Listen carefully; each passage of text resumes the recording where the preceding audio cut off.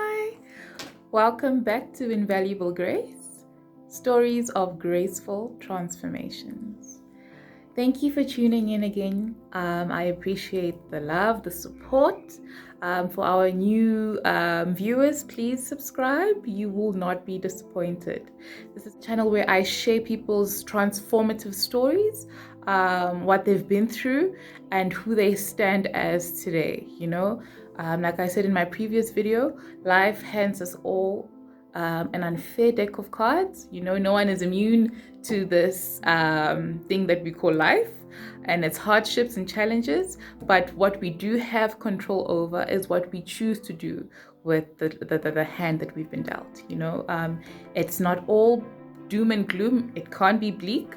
We were not put here to be perpetually miserable and unhappy and depressed. There is a greater purpose, and when we learn to look at it that way, there's definitely something worth living for in everything and in every way. If you are new, please check out my stories. There's another story that I shared last week about Tulani. Also have a look at his.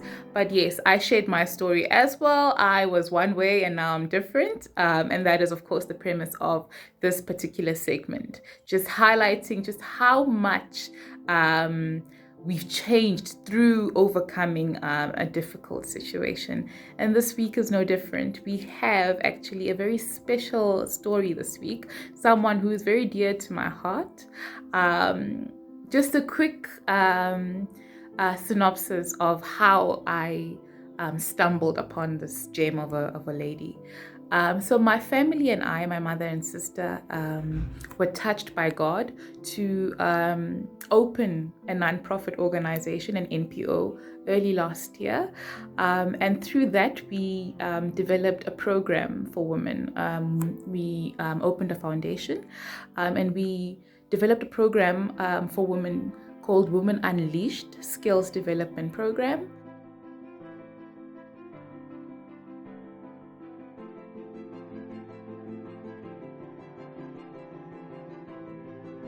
And this program was developed for the sole purpose of upskilling and empowering women, particularly women from underprivileged backgrounds, women who feel like they don't have anything to give, who feel worthless, devalued for various reasons, whether they were abused or oppressed, or just that their circumstances did not allow them to further their studies or their education, So our sole purpose for this program and the foundation as a whole is just to uplift the community, society at large, of course, and just to upskill the women and to give them a chance in life, to give them an opportunity to be something, and with basic skills. We're not out here trying to run a university, although that would be great.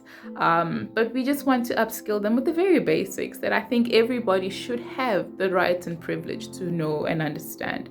As far as computer skills, basic, cooking, baking, sewing, able to make them get ahead in life. They can make their own income, be sustainable, and not feel that they need to have diplomas or degrees to be more. Of course, I encourage advancing one's education, but let's not limit ourselves. We have hands, we have knowledge, wisdom, and skills given to us by our Creator. So let's use those and utilize them to the best of our abilities. We're blessed with a remarkable group of women who partook in these programs, and one in particular I drew very close to, and she is the one who'll be sharing her story today. And she thinks that I helped her. She likes to make jokes and she calls me her mentor, but I don't think she fully understands that she helped me as much as I helped her. I think God definitely led us to one another, and she definitely changed my life in remarkable ways. She just is courage. If I had to describe her in one word, it would be courage and resilience. She's possibly the strongest person I've ever come across in my entire life, based on what she's been through and what she's survived. And for most viewers, this may be a very difficult story to listen to, to want to hear. It's very difficult for me.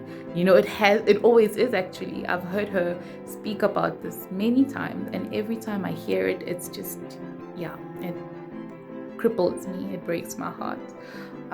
But she is an indication that there is definitely beauty in the ashes, and my goodness, she's just remarkably strong and courageous and a huge inspiration. Actually, she is one of the reasons why I started this channel, aside from my story, of course, but just hearing hers and seeing who she stands as today was one of the reasons why I was compelled to create this channel and just see how many more Bonisiwes are out there and who is willing to share, because so much comes from sharing, but also so much encourages people from sharing as well. So I hope that you take away more good than bad from Bonisiwe Mashinini's story. Have a listen to what she has to say.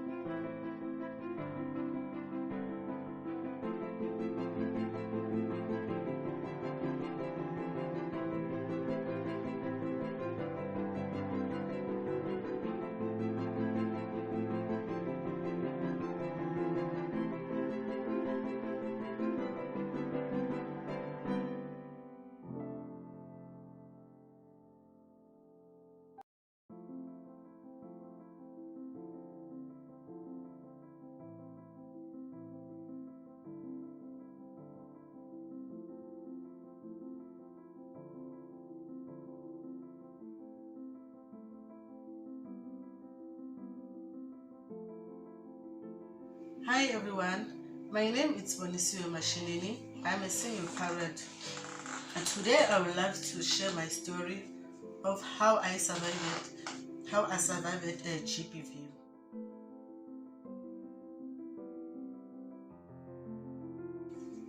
It all started when I was still young. I experienced to being raped when I was still young at the age of 9 years. So sometimes when we are young, we are afraid to speak. So I have this anger inside me that every time when I see my cousin, I'll be angry and wish to do something, but I couldn't do it that time.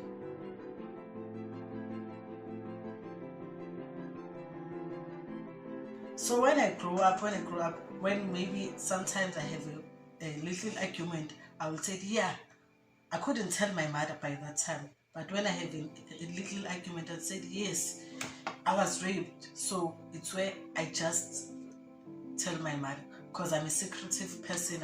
I can't speak everything like that time. I couldn't speak everything. So when life goes on, I fall pregnant. I was at school. I fell pregnant at the age of 18. I gave birth at the age of 19 to my beautiful, handsome boy.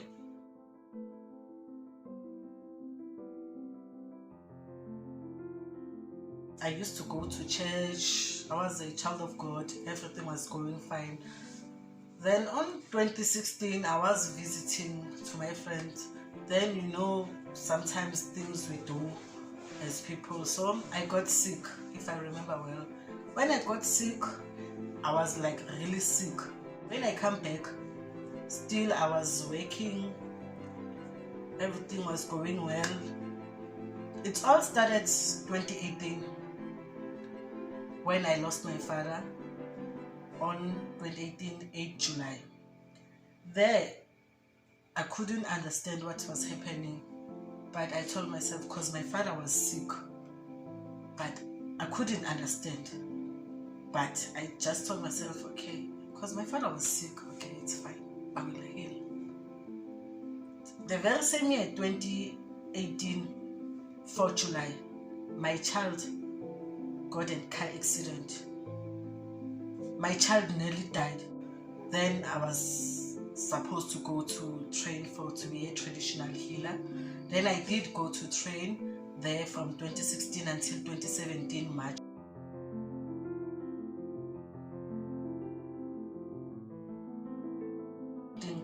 I did everything I was supposed to do. I asked myself, Where are my ancestors this time? I just lost my father, now it's my child. My child nearly died. But still I couldn't understand everything, what was going on.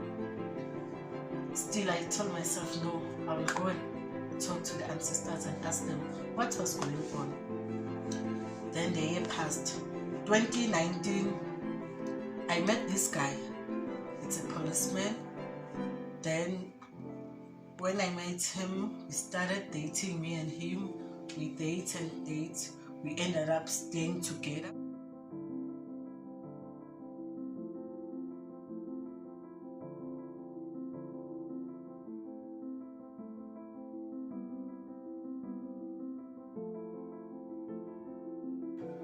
So there was this guy.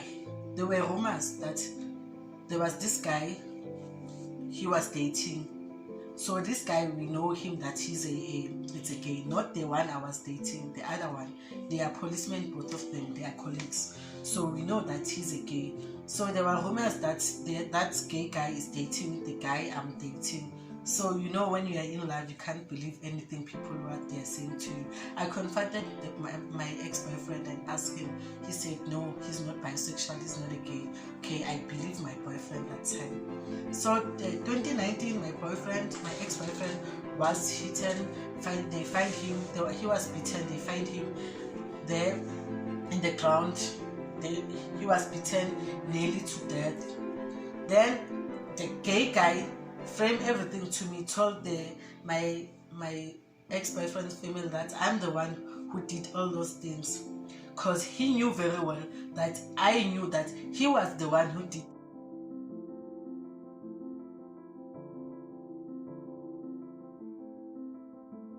(2020 November). It was late, around 5 p.m. I was passing by the police station, going to my mother's place. Then I got a phone call, someone inside telling me that I must leave this gay guy alone and so on. Then I go to my mother and share that video record to my mother. My mother here said you must go to the police station. The next day I did go to the police station. I didn't get any help. Then December, the very same year, I did go to the police station, 14 December, to province at Joburg. Still, I didn't get any help. Then on the 31 December, I met with the station commander of Tswatswa police station, near fire station.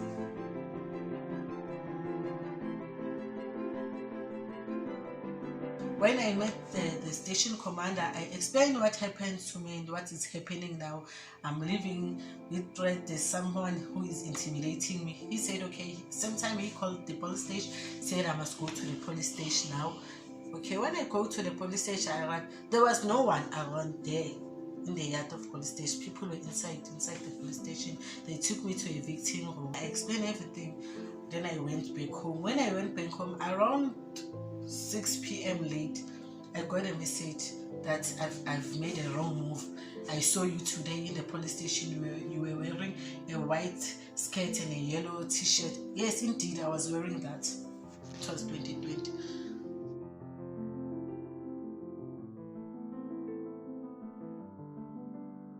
Then a year passed, 2021. When everything was happening, after I reported the case, my phone will be lost.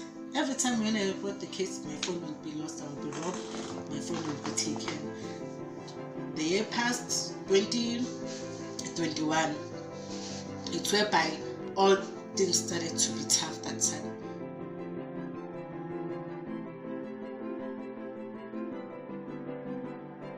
January, there was nothing. February, March, it all started there.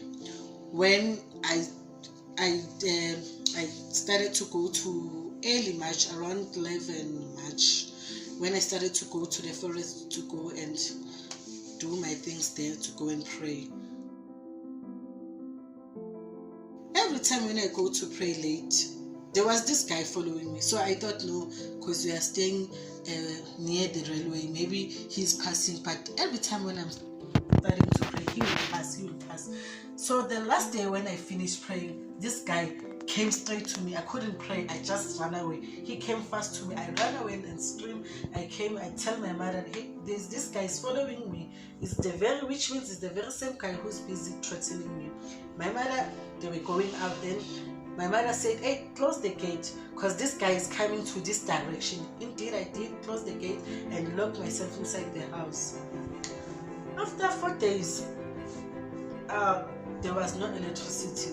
When the electricity came back, I was standing there by the corner. I was coming back from the shop. It was around past 7, coming back to buy it, coming back. So I was talking to my friend. There was this guy came to me. They were like talking to me like there are clients that are coming to me because I'm a traditional healer. They come to me to get help or something. So they tell my friend that you can go. We want to go. We want to speak to Gogo.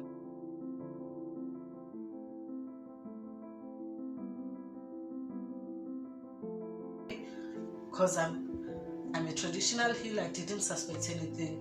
When my friend go, they just put me inside the car.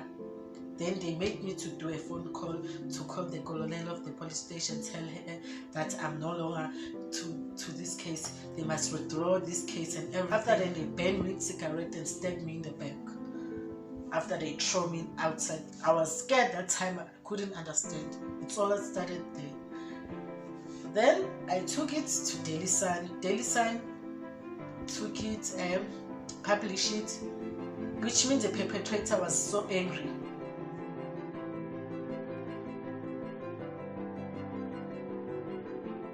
After 2 days, it was the first my son's birthday. There, if that is, it was my son's birthday. It's whereby I was kidnapped and took. I was on my way to the shop to buy airtime. When I come back to buy airtime, there was the car passed there. Then asked me to go inside the car. I said no, I don't want. Why must I go inside the car? Then this guy, I didn't know what he hit me within the back. Hit me in the back and pushed me inside the car. When I tried to wake up, my head was painful. When I tried to open my eyes, I couldn't see everything. Only thing I remember well, it was a 20-liter bucket and I was sitting on my mattress. Then my hands were tied. I was closed with a sellotape on my mouth. I couldn't understand everything what was happening. There was this guy. My hands were tied with the cable tied, and even my leg were tied with the cable tied. So I couldn't understand. My mouth was with the sellotape. So there was this guy, a white guy, wearing a yellow t-shirt. So I was trying to speak because they closed my mouth with the sellotape. So I asked this guy. Then the guy said to me, no funny business. Said, yes. Then he removed the sellotape. I said, can I have some water? Can I go to pee? Instead of untying me, he take me like that and put me to the bucket and pull off. I was wearing my pajama because the time he took me, I was wearing my pajamas. He took me and pulled off my pajamas and panty and put me into the bucket. After then, put them back and put back the sellotape. On the background, there was like cows crying, goats and everything. Then he go outside. Then when he go outside, they were talking, but I couldn't understand how many they were. Then when they come back, 3 of them inside. When I opened my eyes, I see the guy who was usually following me each and every day, the black guy. And he was wearing the very same clothes, a white all-star and a blue jean. A black guy. Then he got a phone call and answered that phone call. After that phone call, it was like there's something was happening in the rush, in a hurry. They started raping me. I fight, but I didn't know what was happening to me. On my mind, I told myself, which means the perpetrator sent these people again to come to me and do those things. Then they come back. When they come back, it was late. Because that shack doesn't even have a window. You can't even see it's the morning or it's the day, it's the night. When they come back, they open the door. I can hear them when they open the door. I pretend as if I don't hear them. I just opened my one eye. When I opened my one eye, I saw them having injection. They put me injection. Maybe they injected me 5 times. Both hands, they injected me. From there, they started raping me again. But I couldn't feel the pain. I could feel that there's something happening to my body, but I couldn't feel that. I couldn't feel pain or what. My body was numb. I couldn't feel anything. That time, they do it several times. Every time, if they see that I'm awake, I can see they will inject me and do it several times and rape me until it ended up. The very same guy who was wearing a yellow t-shirt, even him, he ended up doing it to me. Other one will come to my back, other one will come to front, other one will make me to do some things to him. They rape me, kidnap me for 7 days. After that, they left me hanging in the tree. It was Friday, like a goat waiting to be slaughtered.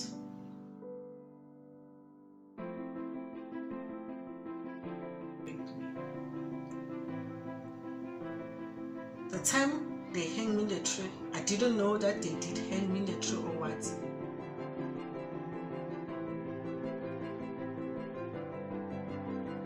Were there, my mother was there. They go with me to another hospital at LiQWYD hospital. Found out that my right hand was broken. Then they check me as usual. They check me and everything. Then I come back Saturday morning. When I come back Saturday morning, I couldn't feel anything. I was drunk. I couldn't feel anything. I don't know how I was feeling that time. Like it was like wholly of a dream to me.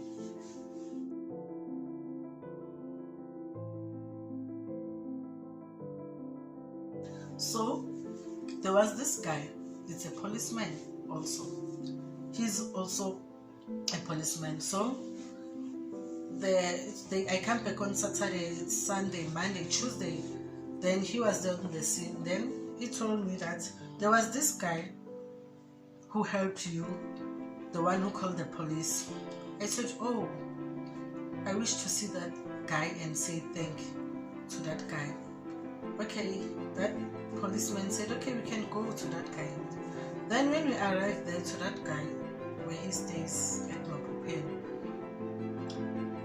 we parked the car outside. Then this police I was going with go outside.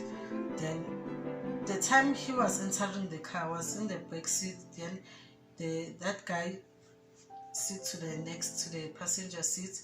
After entering the car, one thing I've noticed and smell and sense, the smell of the armpits of that guy. I smell it because he was touching me all over my body. I feel like the time he was entering the car, with the time I was smelling that smell of hairs, I was feeling that it's still in my body. The time I was speaking to him, apparently he raised his right hand and I see the note. And one thing, I told myself that God is good. I saw the very same note, the tattoo, it's a note, a tattoo. That tattoo was written on his hand. Then I saw that. Then I said, okay, thank you, God bless you and everything, because I was not free by that time. I was so scared and everything. I was no longer free. Then we go, I tell that guy, hey, we can go. Then when we go, I told no, even if they say things are the same, but this guy is the very same guy was there. He said, how do you know? I said, I smell the armpit and the tattoo and the t-shirt. Then he said, are you sure? I said, yes. Okay, it happened that they took me to a place of safety in LiQWYD. Then I stayed in LiQWYD until I was introduced to BBM Foundation, a skill program. Then it's a training skill program, Then there we're training, we're doing course.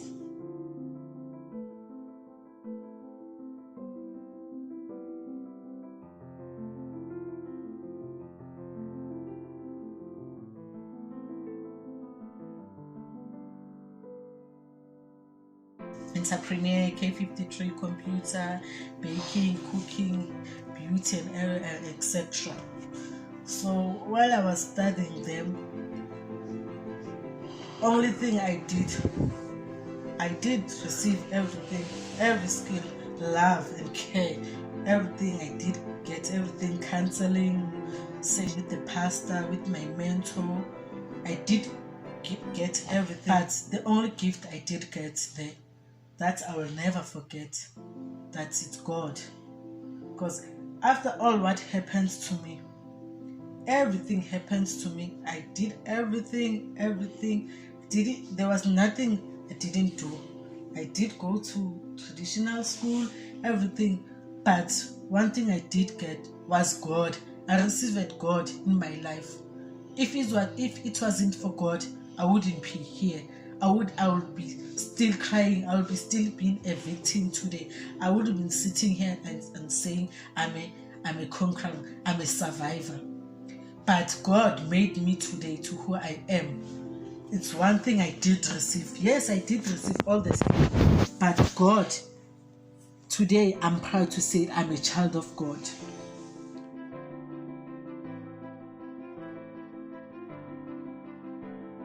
I would like to share and leave you with these special words that I wrote for myself, that cause I am a conqueror and I won't accept defeat, try telling me no. One thing about me is I am a conqueror. I am a conqueror. Hashtag I am a conqueror. Thank you. Before the Women Unleashed Skills Development Program, Bonisiwe was unemployed and staying at a shelter. During the program, Bonisiwe developed her skills in beauty therapy and entrepreneurial skills. After the program, Bonisiwe wants to start her own business of selling funeral wreaths and a laundromat. Her big dream, however, is to open her own funeral parlor. So having said that, I'm here today. I'm not a victim. I did survive. Hi everyone, my name is Bonisiwe. My new harmony is I have grown spiritual and I want to be the CEO of 77 funeral parlor.